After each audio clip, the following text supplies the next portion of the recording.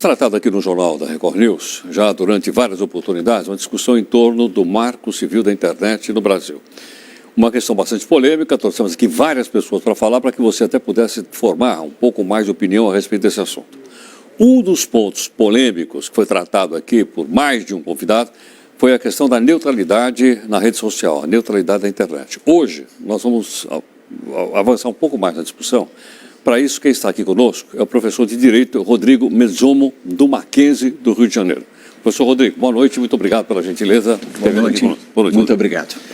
Rodrigo, nós trouxemos aqui várias pessoas. Pois não. Todos eles falaram favoravelmente à neutralidade da internet. Eu vi um artigo seu não fazendo elogios a isso. Falei, eu tenho que trazer o professor então, Rodrigo. Qual é a sua posição sobre isso, Rodrigo? Vamos lá. A neutralidade na rede é um nome bonito, é um nome que encanta o leigo, mas, na verdade, o que encobre? Encobre a censura à rede. Porque, quando falamos em neutralidade na rede, o que nós queremos dizer com isso? O que isso significa na prática? Que todo fluxo de informações deve ser tratado da mesma forma. Todo fluxo de informações, todos os bits devem receber exatamente o mesmo tratamento. Então, em outras palavras, nós estamos instituindo o socialismo na rede. É como se nós, no âmbito da internet, instituíssemos não uma república democrática, mas uma república comunista. Porque não pode existir qualquer diferença no fluxo de informações. Quando, em verdade, a vida real, não a virtual, mas a vida real, ela é repleta de tráfegos diferenciados. E é salutar que seja assim. Por várias razões, mas principalmente por quê? Porque a rede ela já conta com 25 anos de existência. A rede hoje ela não é uma rede neutra. A rede hoje ela tem diferenças, ela tem fluxos diferenciados e isso propicia uma maior dinâmica dos provedores, isso torna o mercado mais atraente, isso permite que o usuário da rede migre entre provedores, buscando o seu melhor interesse. Então, se houver neutralidade, eu não vou conseguir mudar de provedor, eu não vou conseguir ter essa mobilidade que eu tenho na rede? Não se trata disso. Vamos tentar exemplificar com o mundo real. Tá, com o mundo real. No mundo real, por exemplo, nós temos companhias aéreas, por exemplo, que estabelecem programas de milhagem para viajantes frequentes. Nós temos nas estradas, por exemplo, pistas destinadas a fluxos de determinados veículos, como ambulâncias ou carros de bombeiro, de polícia. Nós temos, então, por todo o ambiente real, nós temos diferenças de tratamento, nós temos diferenças de fluxo. Quando nós instituímos no âmbito da internet, um tratamento homogêneo a todos os dados, nós fazemos o quê? Nós afetamos dramaticamente o equilíbrio econômico-financeiro dos provedores. Dos provedores? Dos provedores. O que significa dizer, em última instância, que nós estamos quase que promovendo uma estatização branca dos provedores. Mas os provedores hoje já não funcionam dessa forma? Não, hoje os provedores são livres, a internet é livre. Hoje a internet não é neutra. E isso é que é o fantástico. A internet só é o que é porque ela não se desenvolveu de modo neutro. Os agentes econômicos puderam atuar, os agentes econômicos puderam experimentar pacotes e ofertas aos clientes, permitindo, portanto, pontos de equilíbrio econômico e financeiro que melhoraram a situação. Então, hoje eu não compro do provedor uma determinada velocidade? Sim. Com essa velocidade eu não posso ter acesso àquilo que eu acho que deve ter acesso? Sim, sem dúvida. Isso não é neutralidade? Não. A neutralidade, ela diz respeito ao quê? A neutralidade, ela diz respeito ao fato de que eu não posso diferenciar, eu não posso estabelecer tratamentos diferentes a clientes diferentes. Então, eu não posso, por exemplo,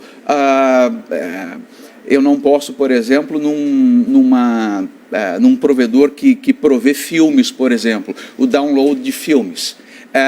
Eu teria velocidades, o trânsito de dados homogêneo entre todos. Então, mas eu não vou comprar essa velocidade. Posso comprar velocidade de 1, velocidade 10, velocidade 6, não é isso? E vou pagar por isso. Numa internet livre, sim. Numa internet livre, sim. Numa internet livre, os arranjos entre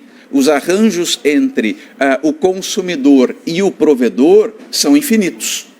Numa internet com este nome bonito, né? Numa internet neutra, ou como eles gostam também de dizer, numa internet aberta, o que nós temos? Uma questão perigosíssima, que é a possibilidade de o governo regular o fluxo de informações na internet por decreto. Em verdade, o que nós temos? O Marco Civil da internet é o ovo da serpente. Por quê?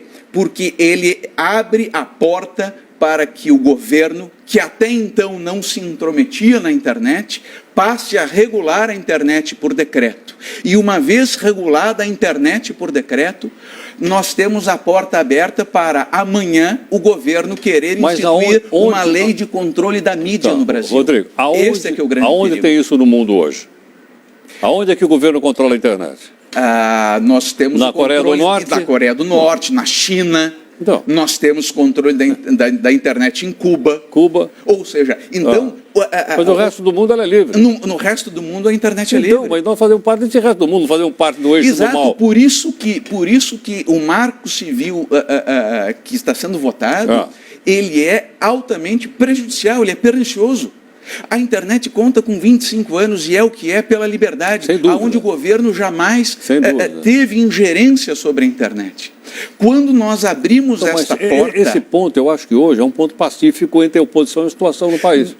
Não, vamos observar o artigo 9º do projeto de redação do deputado Paulo Molon, do PT, o artigo 9º, ele prevê a regulação dos fluxos de informação por intermédio de decreto, o que é perigosíssimo, porque, vamos à diferença, se eu falo de uma medida provisória, isto necessariamente passa pelo Congresso, mas quando nós falamos de decreto,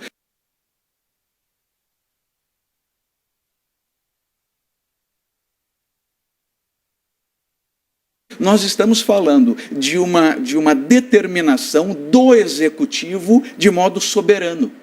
Portanto, o Executivo ele passa a criar uma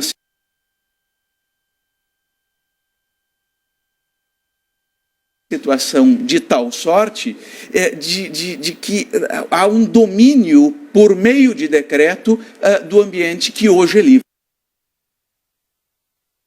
Bom, então com esse decreto presidencial mantido vai nos colocar na mesma posição da Coreia do Norte, da China e desses outros países. E mais, é uma ameaça à liberdade de expressão neste país. É uma ameaça à liberdade de expressão neste país que permitirá que amanhã tenhamos uma lei de mídia que controle a mídia, assim como nós temos na Argentina, assim como nós temos na Venezuela, assim como nós temos na Bolívia, no Equador. Ou seja, a partir do momento em que a internet é controlada, o controle da mídia televisiva, impressa e radiofônica será o próximo passo.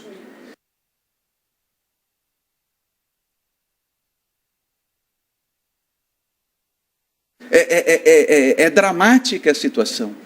Ademais, nós estamos votando um projeto de lei num momento de fim de governo, num momento em que há uma verdadeira discórdia entre o partido, entre o PT e o PMDB, ou seja, o momento político é péssimo. E não há, sob nenhum aspecto, qualquer urgência nesse projeto. Esse projeto está há 2 anos lá no Congresso Nacional. 2 anos? Exato. Não é tempo mais do que o suficiente para você maturar as coisas, discutir? Sim, mas ele estava, entre aspas, adormecido. Ele estava adormecido. E aí, porque a presidente Dilma ficou, digamos assim, transtornada por alguns vazamentos de informação e os escândalos de espionagem, ela resolveu, no seu, digamos assim, temperamento mais assodado, resolveu acelerar o projeto e fez inserir cláusulas desastradas, com todo respeito, tornou o projeto extremamente autocrático, extremamente ditatorial, é perigosíssimo, será terrível para a democracia brasileira, para a liberdade de expressão, a aprovação deste projeto do Marco Civil. O melhor controle da internet é a competição entre os provedores. Este é o melhor controle da internet. Quanto mais livre, quanto mais aberto, quanto mais os provedores competirem entre si sem a interferência governamental, mais lucros, melhores os serviços, mais baratos os serviços, e é isso que nós vemos no mundo todo. Acordos que são feitos que propiciam o barateamento dos serviços e a melhoria dos serviços ao usuário final. Sim. Quando nós aprovarmos... Mas aprovado do jeito que está, não há mais concorrência entre os provedores. O preço vai ser o mesmo? Não exatamente o preço, mas o que acontece?